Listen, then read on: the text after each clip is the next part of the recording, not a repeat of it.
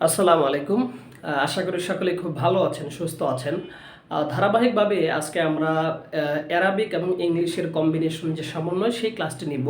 তো আমরা প্রথম দিকে যে ক্লাসগুলি নিয়েছিলাম ডেমনস্ট্রেটিভ প্রোনাউন বা ইসমে ইশারা ব্যবহার করে নির্দেশক শব্দ ব্যবহার করে যে বাক্যগুলি বানিয়েছিলাম সেটিতে আমরা 3টি ক্লাস দিয়েছিলাম লেসন বা ক্লাস আকারে। আমাদের ফেসবুক আইডির মধ্যে আমার আছে, সেগুলি আপনি ধারাবাহিকভাবে দেখে নেবেন। তো আজকে যে বিষয়টি নিয়ে আমি আলোচনা করব সেটি হচ্ছে অ্যাডজেক্টিভ বা সিফাত নিয়ে বা গুণবাচক শব্দ নিয়ে, বিশেষণ নিয়ে। তো সহজ কথায় আপনারা যারা ইংলিশে মোটামুটি পারদর্শী আছেন তারা তো বুঝেই ফেলেছেন যে অ্যাডজেক্টিভ মানে কি। তো এরপরেও যারা ইংলিশের মাধ্যমে অ্যারাবিক শিখবেন বা আরবির মাধ্যমে ইংলিশটাকে জানতে চাচ্ছেন, তাই আমি বলে নিচ্ছি অ্যাডজেক্টিভ মানে হচ্ছে এমন একটি নাউন থাকবে যে নাউনের শুরুতে একটি গুণবাচক শব্দ থাকবে এবং সেই গুণবাচক শব্দটি এসে ওই নাউনকে মডিফাই করবে বা বিশেষায়িত করবে, অর্থাৎ নাউন সম্পর্কে অন্য কোনো তথ্য বা ইত্যাদি পেশ করবে। যেমন আমরা যদি বলি যে দেখুন আমরা বললাম যে গুড বয়, ভালো ছেলে।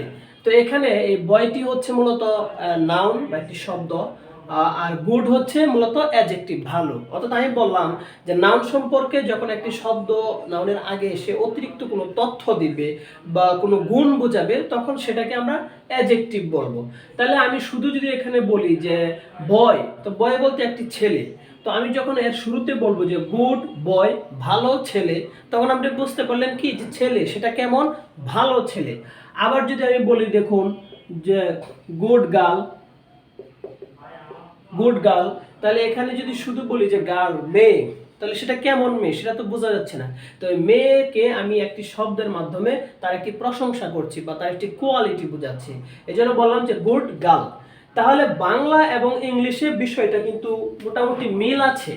যেমন গুড বয় মানে ভালো ছেলে, এখানে ইংলিশে যেরকম গুড আগে আসছে বাংলাতেও ভালো আগে আসছে, ইংলিশে যেমন বয় পরে আসছে বাংলাতেও ছেলে শব্দটি পরে আসছে। তো আবার সিমিলারলি দেখুন যে এখানে গুড গার্ল, এটার মধ্যেই সিমিলারিটিস। তো আপনাকে যেটা মনে রাখতে হবে সেটা হচ্ছে অ্যারাবিকে বিষয়টি উল্টো, অর্থাৎ উল্টো বলতে মূলত অ্যারাবিকেরটাই ঠিক আছে। আপনি দেখুন যে আমরা অ্যাডজেক্টিভ বলতে কি বললাম যে একটি নাউনের শুরুতে একটি শব্দ আসবে, সেই নাউন সম্পর্কে অতিরিক্ত কোনো তথ্য দিবে, দোষ গুণ সংখ্যা পরিমাণ ইত্যাদি আরো যা কিছু আছে সেগুলো বোঝাতে পারে। তাহলে অ্যারাবিকে আপনাকে মনে রাখতে হবে অ্যারাবিকে মূলত নাউন বা ইসিম যেটা সেটা আগে আসবে আর অ্যাডজেক্টিভ যেটা সেটা পরে যাবে। কিন্তু আমরা ইংলিশে কিন্তু উল্টা দেখলাম, অর্থাৎ ইংলিশে গুণবাচক বা অ্যাডজেক্টিভ শব্দটা আগে আসছে, নাউনটা পরে যাচ্ছে। বাংলাতেও সেম কাহিনী, কিন্তু অ্যারাবিকে হচ্ছে উল্টো, অর্থাৎ অ্যারাবিকে আগে আসবে ইসিম শব্দটি, তারপরে যাবে আপনার সিফাত বা অ্যাডজেক্টিভ শব্দটি, এবং এটাই কিন্তু হওয়া উচিত। আমি যদি সারাদিন বলি যে ভালো ভালো বা মন্দ সুন্দর বড় ছোট এগুলি বলতে থাকি, তো আপনি প্রশ্ন যে কে ভালো কে মন্দ কে বড় কে ছোট প্রশ্ন আসে।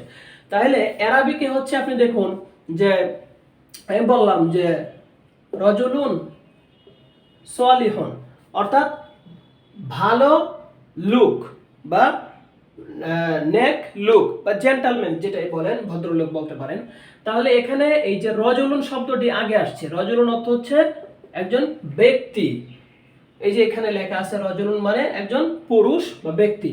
তাহলে আমি যখন বলবো যে রজুলুন সলিহুন একজন সৎ বা ভালো ব্যক্তি, এখানে অ্যারাবিকে দেখুন এটা হচ্ছে ইসিম বা এই যে নাউন বা যেটাকে আমরা ইসিম বলি। তাহলে রজুলুন নাউন বা ইসিম হিসাবে আগে আসছে, আবার সলিহুন শব্দটি সেটি অ্যাডজেক্টিভ বা সিফাত হিসাবে পরে আসছে। অর্থাৎ অ্যারাবিকেই আসল প্রয়োগ, এটা আমি কেন বললাম, অর্থাৎ যার সম্পর্কে কিছু বলতে চাচ্ছেন সেটাকেই তো আগে উল্লেখ করা প্রয়োজন, তাই না? আগে তো মানুষের গুণ উল্লেখ করে না, আগে মানুষটাকে ব্যক্তিটাকে উল্লেখ করে তারপর গুণটাকে উল্লেখ করতে হয়। তাহলে এই জন্য বললাম যে অ্যারাবিকের বিষয়টা আপনারা মনে রাখবেন যে অ্যারাবিকে ইসিম বা নাউনটা আগে আসে আর গুণবাচক শব্দটি পরে যায়, কিন্তু বাংলা এবং ইংলিশের বিষয়টা হচ্ছে গুণবাচক শব্দটি আগে আসে যেটা অ্যাডজেক্টিভ বা বিশেষণ, এবং ইসিম বা নাউনটি পরে যায় ইংলিশে, এটা মনে রাখবেন। তাহলে এখন আপনি কয়েকটি গুণবাচক শব্দ আপনি একটু দেখুন, প্রয়োজনে আপনারা এগুলি অবশ্যই মুখস্থ করবেন, যেহেতু আরবি ভাষা আপনি শিখতে যাচ্ছেন। আমি ধাপে ধাপে সেন্টেন্সগুলিকে কিভাবে বড় করা যায় সে বিষয়টি আপনাদেরকে আমি বোঝাবো। তাহলে এখন দেখুন, এখানে আমি লিখেছি যে মুফিদুন বা মুফিদাতুন। আমি পূর্বের ক্লাসে বলেছিলাম যে যদি কোনো শব্দের শেষে গুলতা যুক্ত থাকে, গুলতা, তাহলে সেটা স্ত্রীলিঙ্গ হয়ে যায়। এজন্য আমি পুংলিঙ্গ এবং স্ত্রীলিঙ্গ দুইটাই লিখেছি। দেখুন, মুফিদুন, মুফিদাতুন অর্থাৎ কি উপকারী বা বেনিফিশিয়াল, যেটাকে উপকারী বলা হয়। আবার দেখুন জাদিদুন, এখানে গুলতা নাই, মানে এটা মুজাক্কার বা পুংলিঙ্গ ম্যাসকুলিন জেন্ডারে আছে। আবার জাদিদাতুন আমি শেষে এখানে গুলতা লাগিয়েছি, মানে কি এটা ফেমিনিন জেন্ডার বা মুআন্নাস বা স্ত্রীলিঙ্গ হয়ে গেছে। তাহলে নতুন আরবিতে বলা হচ্ছে জাদিদুন বা জাদিদাতুন, ইংলিশে বলা হচ্ছে নিউ। আবার দেখুন পুরাতন, পুরাতনকে আমরা আরবিকে বলি কদিমুন বা কদিমাতুন, যেটা ইচ্ছা আপনি ব্যবহার করবেন। তারপরে দেখুন ইংলিশে সেটাকে ওল্ড বলা হচ্ছে। বড়, তো বড়র ইংলিশ আরবিক হচ্ছে কাবিরুন, কাবিরাতুন। ওই যে আমরা আজানের মধ্যে বলি আল্লাহু আকবার, আল্লাহ ইজ দ্য গ্রেটেস্ট, তো ওই আকবার থেকে মূলত কাবিরুন শব্দটি। তো এটার ইংলিশ কি বিগ বা লার্জ, আমরা এভাবেই ব্যবহার করব। এরপরে দেখুন ছোট, তো ছোটর আরবি কি? এখানে সগীরুন বা সগীরাতুন, পুংলিঙ্গের সাথে ব্যবহার করতে চাইলে ব্যক্তির ক্ষেত্রে পুরুষের ক্ষেত্রে ব্যবহার করবেন সগীরুন, আর স্ত্রীর ক্ষেত্রে ব্যবহার করতে চাইলে সগীরাতুন। আচ্ছা, তারপরে দেখুন সুস্বাদু বা লাজিজুন বা লাজিজাতুন, আরবিক ইংলিশে যেটাকে বলা হচ্ছে ডেলিশিয়াস। তো এই বিষয়গুলি আপনারা একটু মানে বারবার দেখে মুখস্থ করে নেবেন আর শব্দার্থ আলাদাভাবে শিখবেন। তাহলে আপনি এখন গুণবাচক কিছু শব্দ অর্থাৎ অ্যাডজেক্টিভ বা সিফাতি কিছু শব্দ শিখলেন। অ্যাডজেক্টিভ ইংলিশে যেটাকে অ্যাডজেক্টিভ বলা হয়, আরবিকে সেটাকে সিফাত বলা হয়, বাংলাতে সেটাকে এই বিশেষণ বলা হয়, এটা মনে রাখবেন। এখন আসুন আমরা কয়েকটি ছোট নাউন দেখি, সেই নাউনগুলি আমরা দেখে তারপর আমরা বাক্য দেখাবো। যেমন দেখুন এখানে শেয়ারুন, এই শেয়ারুন অর্থ হচ্ছে পোয়েম বা কবিতা, শেয়ারুন অর্থ পোয়েম বা কবিতা। আর শায়ের অর্থ হচ্ছে কবি। দেখুন অনেক সময় ওয়াজের মধ্যে আলেম ওলামা বলে থাকে যে শায়ের বা একটি শের বলেন হুজুর, শের মানে কি? শের মানে হচ্ছে কবিতা। আচ্ছা, তারপরে কহওয়াতুন, এই কহওয়াতুন অর্থ হচ্ছে কফি বা বাংলাতে তো কফি বলি আমরা। তারপর দেখুন ইলমুন, ইলমুন অর্থ হচ্ছে নলেজ, জ্ঞান। এই যে দেখুন আমরা বলি যে লোকটির ভালো এলেম আছে, আসলে এলেম না, ইলম আছে। তারপরে দেখুন এই যে রজুলুন শব্দটি, রজুলুন অর্থ ম্যান বা একজন ব্যক্তি বা পার্সন, পুরুষ। আবার ইমরাতুন, এই ইমরাতুন অর্থ হচ্ছে ওম্যান বা মহিলা। তো এই যে আপনি কয়েকটি নাউন এখন শিখলেন, আবার অ্যাডজেক্টিভ বা গুণবাচক কিছু শব্দ শিখলেন।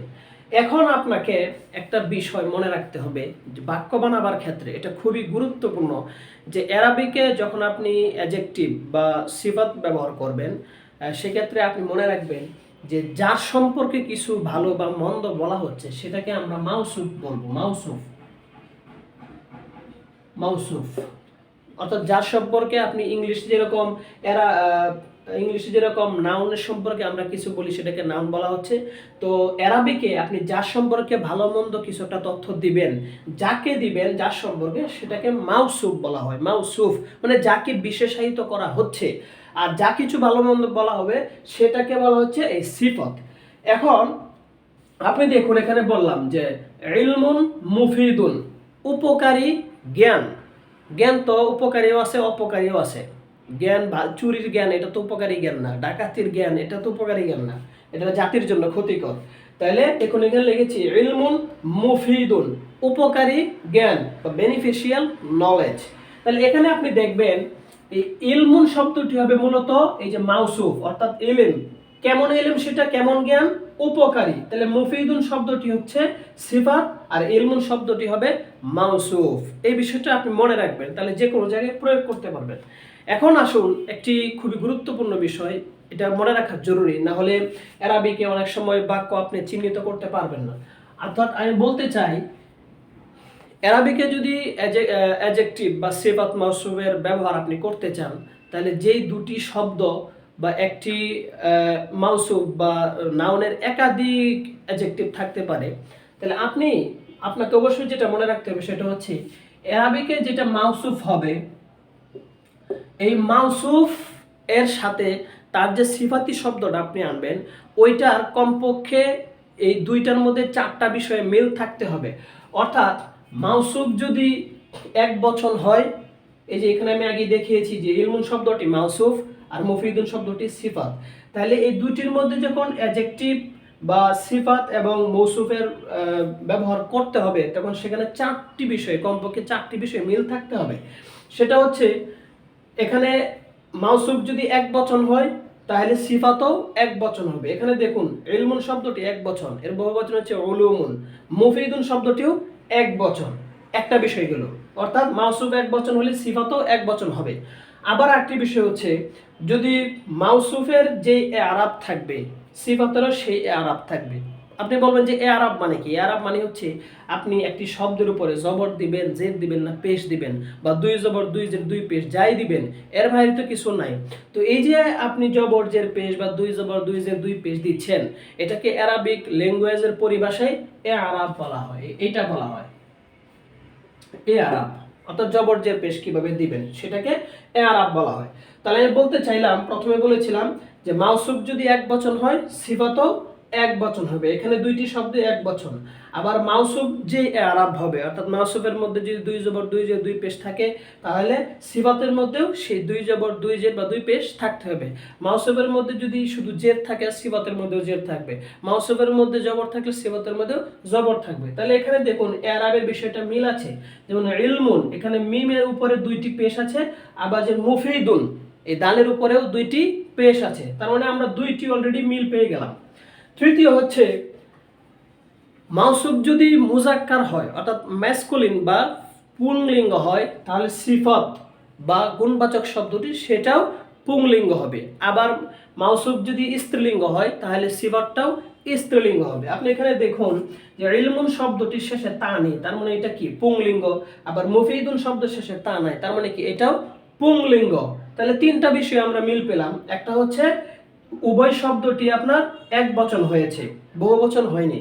আবার মাউসুফ সিফাত উভয় শব্দটি আপনার এ আরাব, অর্থাৎ দুই পেশ এখানে হয়েছে, এখানে দুই পেশ হয়েছে। তৃতীয়ত হচ্ছে উভয় শব্দটি আপনার পুংলিঙ্গ হয়েছে, স্ত্রীলিঙ্গ না। এরপরে আরেকটি বিষয় খেয়াল করুন, উভয় শব্দটি আপনি দেখুন যে নাকেরা হয়েছে। আপনি বলবেন যে নাকেরা আবার কি? নাকেরা হচ্ছে আমরা ইংলিশে পড়েছি ডেফিনিট ইনডেফিনিট একটি শব্দ। আমি যদি বলি এই লোকটি, এই যে এই লোকটি আমি বললাম তখন নির্দিষ্ট হয়ে গেছে। আবার আমি যদি বলি যে একজন লোক, তো একজন লোক কে? সে কিন্তু নির্দিষ্ট না। অনেকগুলো মুরগির মধ্য থেকে আমি যখন বলবো যে এই সাদা মুরগিটি আমাকে এনে দাও, তখন কিন্তু এটা ডেফিনিট বা নির্দিষ্ট হয়ে গেছে। আর যদি বলি যে ভাই আমাকে একটা মুরগি দিন, মুরগির দোকানে গিয়ে বললাম, তখন সেটা কি? যে কোনো একটা দিলেই হলো, এটা ইনডেফিনিট বা অনির্দিষ্ট। তাহলে অ্যারাবিকেও ডেফিনিট বা ইনডেফিনিট আছে। তো ডেফিনিটকে বলা হচ্ছে আরবিতে মারেফা, আর ইনডেফিনিটকে বলা হচ্ছে নাকেরা বা অনির্দিষ্ট। তো ডেফিনিট ইনডেফিনিট নিয়ে আমি আলাদা একটি ক্লাস পরবর্তীতে আমি আপনাদেরকে দেখাবো, মারেফা নাকেরা নিয়ে। তাহলে আপাতত মনে রাখুন যে দুইটি শব্দই নাকেরা হয়েছে, অর্থাৎ জ্ঞান। ইলমুর অর্থ হচ্ছে জ্ঞান। তো আমি বললাম যে জ্ঞান, তো কোন জ্ঞান? জ্ঞান তো অনেক বিষয় হতে পারে, ইংলিশে হতে পারে, অ্যারাবিকে হতে পারে, physics, chemistry, biology, botany, politics, বিভিন্ন বিষয়ে তো জ্ঞান হতে পারে। তো যখন আমি বললাম যে শুধু একটু জ্ঞান, তখন এটা অনির্দিষ্ট বা ইনডেফিনিট। আবার এখন দেখুন এই দুইটি শব্দই কিন্তু ইনডেফিনিট। মুফিদুন উপকারী, শুধু উপকারী আমি বললে এই শব্দটাই তো অনির্দিষ্ট বোঝাচ্ছে বা ইনডেফিনিট বোঝাচ্ছে, এর দ্বারা নির্দিষ্ট কোনো উপকারী তেমন কিছু বোঝাচ্ছে না। তাহলে এখানে আপনি চারটি বিষয় অবশ্যই অ্যাডজেক্টিভ বা মৌসুফ সিফাতের মধ্যে চারটি বিষয় আপনাকে মিল অবশ্যই থাকতে হবে। এখানে আমি সেটাই দেখালাম। যদি চারটি বিষয় কমপক্ষে মিল না থাকে, মূলত বিষয় আছে এখানে 10টির মধ্যে 4টিতে মিল থাকতে হয়, যে কোনো 4টি। তাহলে যদি 4টি না পাওয়া যায় তাহলে সেটা মাউসুফ সিফাত সেখানে হবে না, সেখানে ভিন্ন কিছু হয়তো হবে। এখন আপনি দেখুন কমিসুন জামিলুন, দেখুন এই শব্দটাও অর্থ হচ্ছে কি নতুন জামা, অর্থাৎ কমিসুন জামা, জামিলুন অর্থ নতুন, তাহলে নতুন জামা আমি বললাম। তারপর দেখুন তবিলাতুন কাবিরাতুন, একটি বড় টেবিল। তাহলে তবিলাতুন শব্দটি স্ত্রীলিঙ্গ, কাবিরাতুন শব্দটি স্ত্রীলিঙ্গ। তবিলাতুন শব্দটির মধ্যে দেখুন তানবিন হয়েছে দুই পেশ, কাবিরাতুনের মধ্যেও তানবিন হয়েছে। আবার তবিলাতুন শব্দটি এক বচন, কাবিরাতুন শব্দটিও একবচন। আবার তবিলাতুন শব্দটি নাকেরা বা ইনডিফিনিট, কাবিরাতুন শব্দটিও ইনডিফিনিট বা নাকেরা। এইভাবে করে আপনি অ্যাডজেক্টিভ বা মৌসুফ সিফাতের ব্যবহারগুলি শিখে নেবেন। তো আপনাদের এখন কাজ হচ্ছে মূলত শব্দার্থ শেখা। আপনি যত বেশি শব্দার্থ শিখবেন, সেই শব্দার্থগুলিকে আপনি খুব ইজিলি অ্যারাবিকে আপনি ব্যবহার করতে পারবেন। আর অ্যাডজেক্টিভ বা মৌসুফ সিফাতের ব্যবহার যখন আপনি অ্যারাবিকে করবেন, সেক্ষেত্রে আপনাকে অবশ্যই ওই 4টি বিষয়ে নলেজ দেন, 4টি বিষয় আপনাকে অবশ্যই মিল রাখতে হবে, না হলে অ্যাডজেক্টিভের ব্যবহার বা অ্যারাবিকে মৌসুফ সিফাতের ব্যবহার সেটা শুদ্ধ হবে না। তাহলে আপনি এখন মোটামুটি অ্যাডজেক্টিভ ব্যবহার করে বাক্য বানানো শিখে গেছেন। যে ইলমুন মুফিদুন, উপকারী জ্ঞান, তো এটা কিন্তু আসলে একটা পরিপূর্ণ বাক্য হয় না। তাহলে আমি আপনাকে প্রিভিয়াস ক্লাসে দেখিয়েছিলাম যে হাজা হাজিহি বা জালিকা তিলকা অর্থাৎ ডেমনস্ট্রেটিভ প্রনাউনের ব্যবহার আমি দেখিয়েছিলাম। তাহলে মনে করুন যে ইলমুন মুফিদুন এই শব্দটা এখানে আমি লিখলাম, ইলমুন মুফিদুন এটা লিখলাম। তো আপনি দেখুন ইলমুন শব্দটি মুজাক্কার বা ম্যাসকুলিন জেন্ডার, মুফিদুন শব্দটিও মুজাক্কার বা ম্যাসকুলিন জেন্ডার, এবং আমি ধরে নিলাম যে শব্দটি কাছের, যে এটি একটি উপকারী জ্ঞান।